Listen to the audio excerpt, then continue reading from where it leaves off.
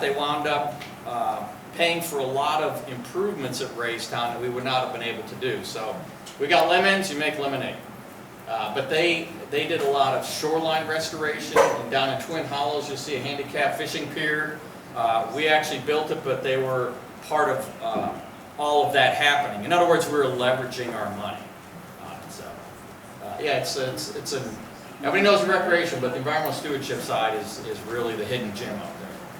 And the legislation under which the Raystown project happened was actually a flood control bill, if I recall correctly, from the early 1960s. And you just had a pretty good flood control episode at the beginning of April, right? Yes. Well, actually, it was the flooding around the East Coast in 1930s led to the Flood Control Act of 1936, which said the Corps is going to be tasked to build dams to protect big cities. So in 1948 is when they decided Raystown, there should be a dam on the they said it, there should be a dam and a powerhouse on the Raystown branch of the Juniata River. And that was 1948, but it wasn't until 74 when we made the dedication, so there was a long haul in between. And you and I were talking, Lawrence, about why did it take so long, and where's the powerhouse? So the powerhouse was not constructed. Originally it was proposed, and the Corps of Engineers does build powerhouses. If you've been out west, like on the Columbia River, they have extremely large powerhouses, and the Corps builds them and runs them. But they didn't build it here, and right now we do have a powerhouse out there. It's the William Matson powerhouse. It's a 20 megawatt unit, but to put that in perspective, it will electrify about 8,500 houses. So that's a lot, but in the big national picture, it's still a kind of a drop in the bucket. But, I'm thinking that they didn't approve that probably because of feasibility. It would be a lot of money, and the benefit would be low, and maybe private industry would step up, which they did. The Allegheny Electric Co-op put it in, and they were finished in 1988. 88 was it? Yeah. So 1988 they finished. Great partnership with them. I wish you could get tours of that, and they wish they could give tours, but they're not allowed to give tours. So you're allowed to have tours of Raystown. Has anybody been on a tour recently? A tour? Okay, good. If not, all of our tours are booked. But we try to fit more in and share a lot of the information with you. And from the flood control point of view, that dam does its job pretty gosh darn well, right? Yes. If you think of your taxpayer investment, it took $76 million to build it, and it was under construction in '72 when Hurricane Agnes hit, and that saved $60 million right there. So you got 60 of your $76 million right there. Right now, it's interesting to see the engineers have these computer models that take your whole watershed and downstream and everything, and they said the flood damage reduction that the Corps has saved is at, so far, $314 million in its 50 years. Economically it's paid off. I do say on my tours though, one thing that's beautiful about Raystown is of course the scenery, but the lake behaves itself. The watershed is forested, there's not mine acid flowing in. There's some agriculture, but not too much, so it's not over-fertilized like our sister lake and that Blue Marsh. I mean, they deal with a lot of problems like that. We really don't have those problems. So when the lake comes up, we're able to hold it, and they'll evacuate the water really as quick as they can. When we had that 5.5-foot rise a couple of weeks ago, it was only up for less than a week, and it's back down to normal. And 5.5 feet of water in a lake that is 33 miles long. Yep. Is a whole bunch of water. Yes, that's a lot of water. It's the surface of our lake, if it was a field, would be 8,300 acres of water surface. So if you raise that 1 foot, 2 foot, it's a lot. It's a lot. One thing that is, in my opinion, pretty unique about, I mean, I've been places, but I've never really taken notice, but one thing that I have noticed between Raystown and another lake, more specifically Deep Creek, is that Deep Creek is developed along its shoreline everywhere. Raystown is not. Can you, like, you told me this before, me and Lauren, like, can you describe, like, the master plan and, like, kind of like what it takes, like a lot of folks probably remember the Hans Peninsula ordeal. Is anyone, can you describe how that works? Like, how does it take to get something there? Okay, very good question. So, first of all, there's 118 miles of shoreline on the reservoir. And yes, it's not overly developed, and that's what a lot of people, including myself, think that makes it such a charming place. Why isn't it? Well, first of all, the topography limits it. Half of the lake is Terrace Mountain, and you really can't put anything on that. So, but I do want to say, if you see a lake and there's houses on it right next to the shoreline, first question you ask is, what power company owns it? And Deep Creek would be one. Raystown, the old Raystown, was a power company lake. It was hydroelectric dam. That's what made the lake, and that's why there was cottages and homes next to it. So most of the ones that are highly developed are utility company. Now there are Corps of Engineer lakes that the way the administration, the rules of the current administration of the purchase, they allowed only, say, 20 feet above flood pool, and people could buy their houses if you got a 20-foot riser, almost right underwater. But Raystown being one of the later lakes, I don't think, I think the Corps was realizing that the water quality is important, and if you put houses all the way around there, and they all have their own septic systems, and their docks, and that, so, and there are Corps lakes like that, is that what you really want to protect your facility? And so in the 70s when it was purchased, I think there was a new concept where they weren't putting houses down close to the water. Now, that would be private homes. What about development? So, real interesting, in 2018 we had a really good debate in our community. And it was interesting because we're neutral, we're looking at both sides. Both sides had a great point. The first point was we need more tourism, more money, more people, more taxes, more tax-based revenue in this community, and I would agree. But people come to Raystown, and then the people who are using Raystown want it to look like Raystown does now, as opposed to putting a big water theme park or a Six Flags or something like that. I mean, they didn't really want that kind of development. In fact, someone was telling me they didn't want Huntingdon County to be like the Poconos, which was beautiful and then got overdeveloped.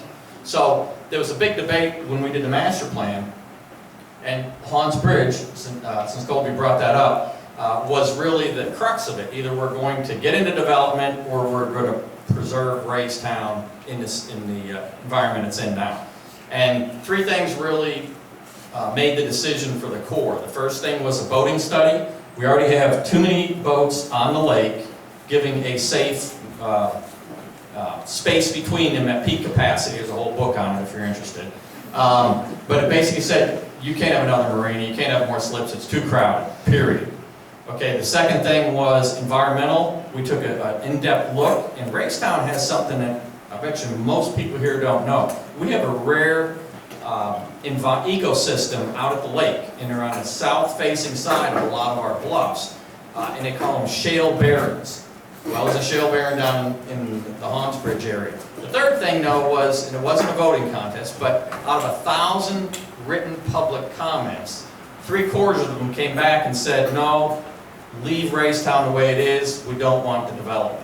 So, we're neutral, three strikes. The master plan did say no development of that sort. Now, we do have other development plan. I'll give you a quick update. One is for paddle sports. That was a big thing that the people wanted. The second thing was some more group camping in Susquehannock. And the third thing, and there seems to be some initiative here, is Upper Corners, which is the peninsula south of Point Camp, has always been, or at least since Dwight was working on it. Dwight Beal was a manager before I was, but he worked on Upper Corners development, and now the time looks right where there's some interest in an outdoor lodge type, outdoor high adventure lodge based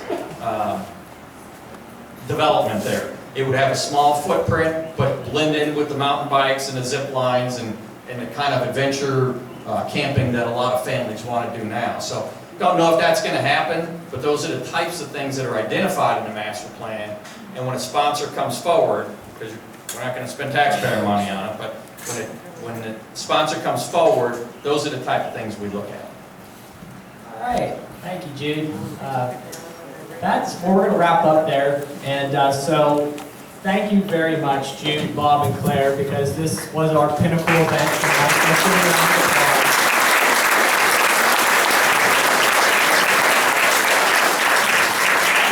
The lake is still very presently on the minds of many people, and its history needs to be preserved. So that's the goal of the Historical Society. So now, if you folks had any sort of questions that you thought of during any of the three talks, Maria has a microphone. She will be coming around to so you can ask your questions. Just make sure you reference the person you're asking it to. Thank you. My question is for Claire. Why couldn't you afford to buy that property because the Army Corps paid you for your property? Well, I think you know the answer to that question. Smart aleck.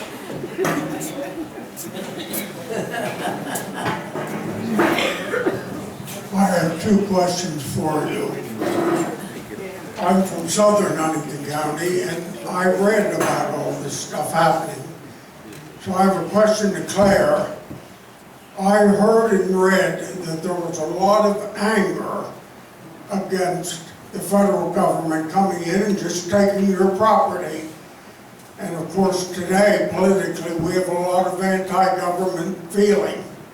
And I wonder if that anti-government feeling still exists, and did it start there? That's one question. And the second question I have, I was told by Mr. Hall down at the East Broad Top Railroad that when the original planning was done and they narrowed it down from the Susquehanna to the Juniata to Raystown branch of the Juniata, that they also considered Alwick Creek as a location in Huntingdon County.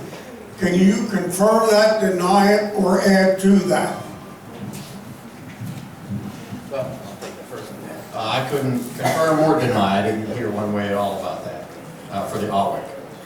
It's very possible. When they do a study, they look at an entire drainage basin, and they're looking at topography, because it's actually good to put a dam between two cliffs. It's much easier in smaller dams, but I don't know if they ever considered Alwick Creek. Interesting.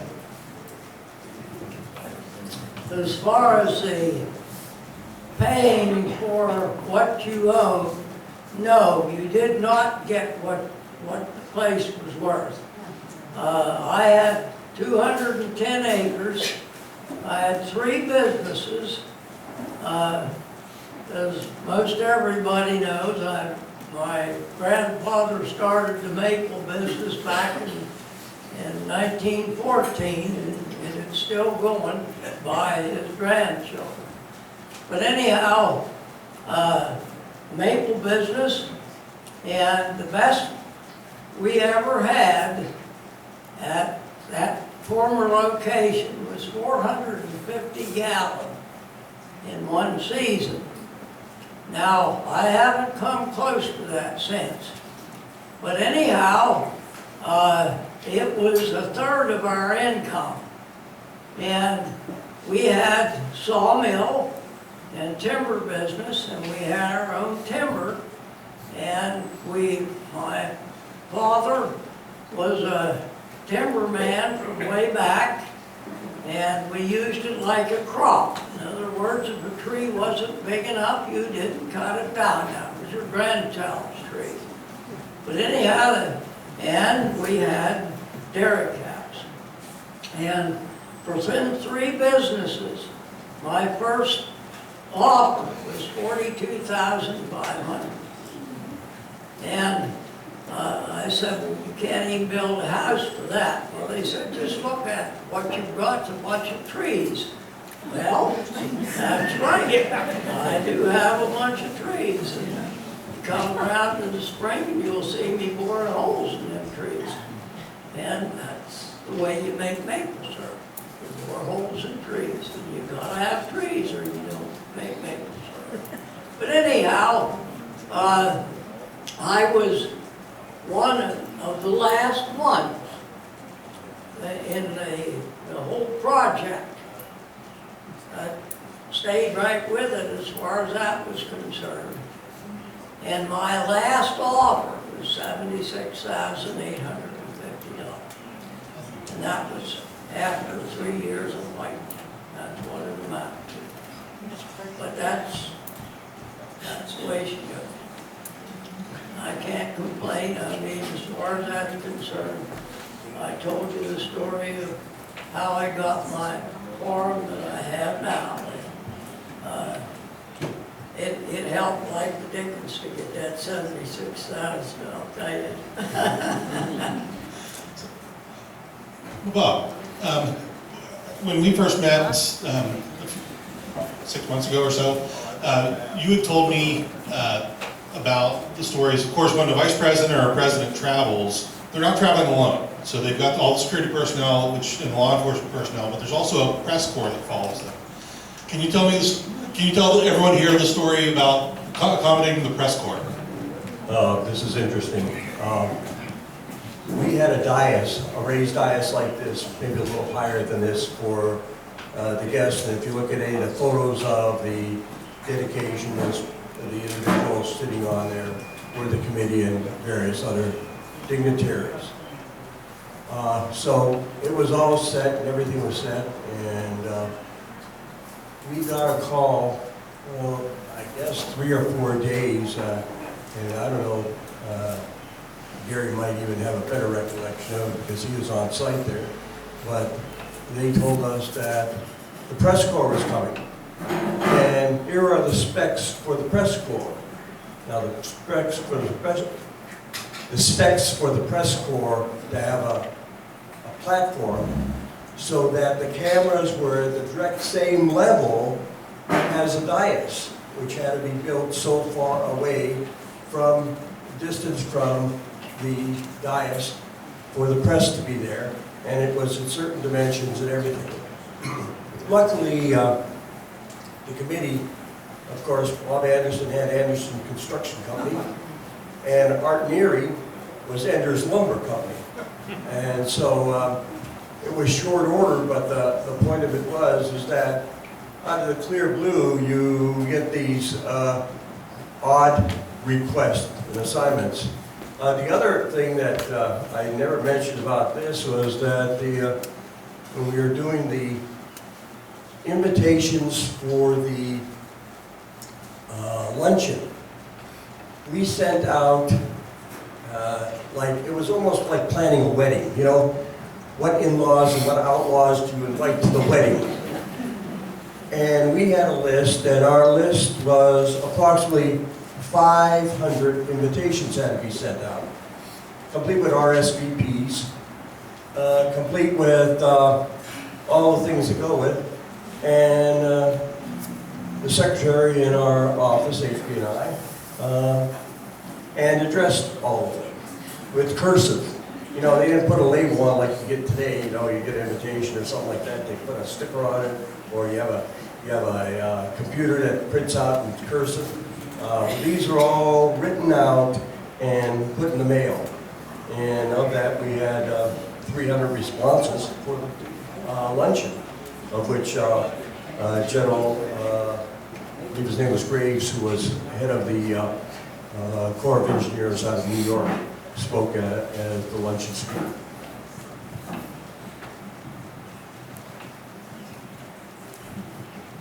Do we have any more questions or anything anybody would like to share? Well, I'm going to make my way up there. So while I'm making my way up there, I want you guys to think about a couple of things, because we're going to close the silent auction table down in just a little bit. And then we're going to announce the 50-50 winners. And I think after we get up here and talk, it's going to be last call for that corner back there. So if you guys need a nightcap, think about that while I'm making my way back up here. Yes, my name's Andy Biddle, but we talked about the lake and how long it took to be built. And I remember in 1960, I went with my father to the funeral of our Congressman Dick Simpson. And my father, who eventually introduced the vice president, told me at the time, he said, now you're going to see the lake was going to happen, because Dick Simpson was the ranking member of the Ways and Means Committee in D.C., and his father and uncle built the original dam, and he had a home on it, but he kept it from happening up until that time. I had a question though, maybe Jude, you talked about the power aspect.